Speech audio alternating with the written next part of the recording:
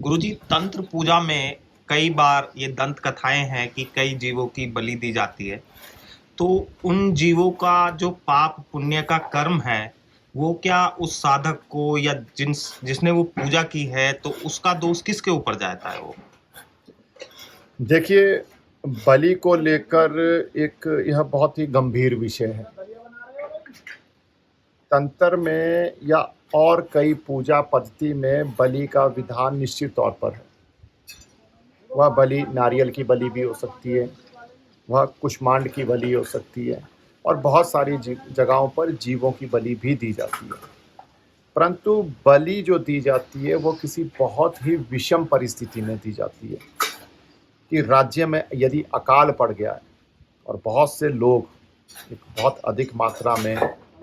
भूख से, प्यास से जिनकी मृत्यु होने की संभावना है,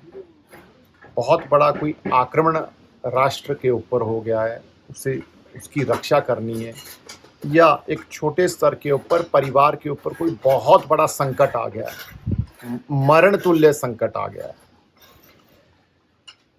उस अवस्था में इस तरह की जो पूजा पद्धतियां हैं उनकी कुछ अनुपात में मात्रा है। परंतु आजकल बलि को भी बहुत सामान्य ले लिया गया है कि अपने हर छोटे प्रयोजन के लिए किसी भी जीव की हत्या की जा रही है, जो कि बिल्कुल उचित नहीं है। कि आप किसी जीव की हत्या कर कर अपना प्रयोजन ऐसे सिद्ध नहीं कर सकते हैं, और किसी जीव की हत्या कर कर आप किसी देवी देवता को प्रसन्न नहीं कर सकते हैं। यदि आपके ऊपर किसी ने बलि देकर कोई अभिचार कर्म किया है, तो यह एक कोई योग्य जो साधक होगा वही बता पाएगा कि इसे निरस्त करने के लिए क्या मार्ग अपनाया जा सकता है, इसे कैसे निरस्त किया जाएगा। तो यह एक जटिल विषय है, इसका सरल भाषा में इसका उत्तर नहीं दिया जा सकता है। कुछ संभावनाएं ऐसी बनती है,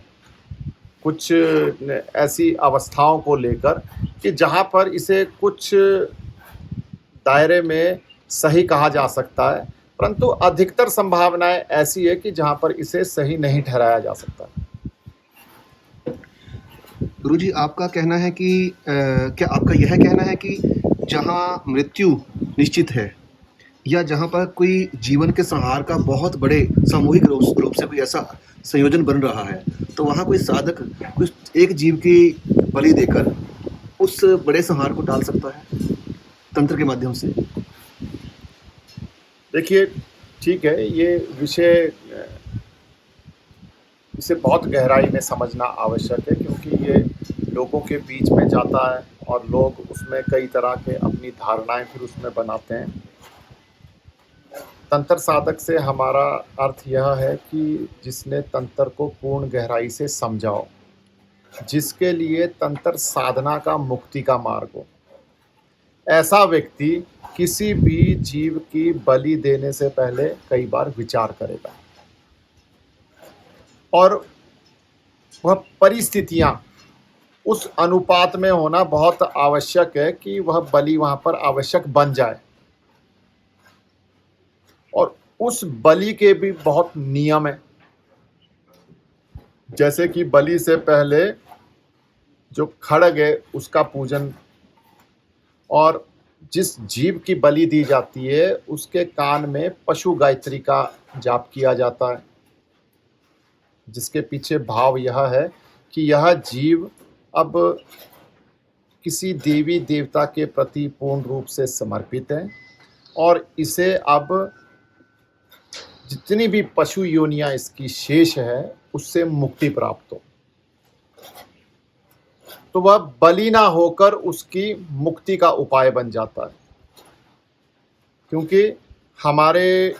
भगवत गीता में भी जैसा कहा गया है कि जो मृत्यु है वो शरीर की होती है, आत्मा की मृत्यु नहीं होती है।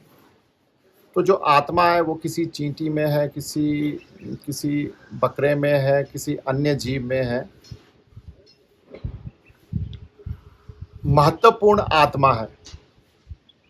और आत्मा के लिए जो सर्वश्रेष्ठ योनि जो मानी गई है वह मनुष्य योनि ही है, उसकी प्राप्ति बहुत दुर्लभ है। तो यदि तो आपके अंदर इतना सामर्थ्य है कि आप किसी पशु को पशु योनि से मुक्त करवाकर उसको मनुष्य योनि प्रदान कर सकते हो तो बलि उचित है। कि आप वह ज्ञान रखते हैं, और यदि आप उस बलि को मात्र इसलिए दे रहे हैं कि आपका कोई संकट दूर हो जाए और फिर बाद में आप उस मांस का भक्षण कर सके, तो बलि कदापि भी उचित नहीं है। देव पद्धति की ये हम बात कर रहे हैं।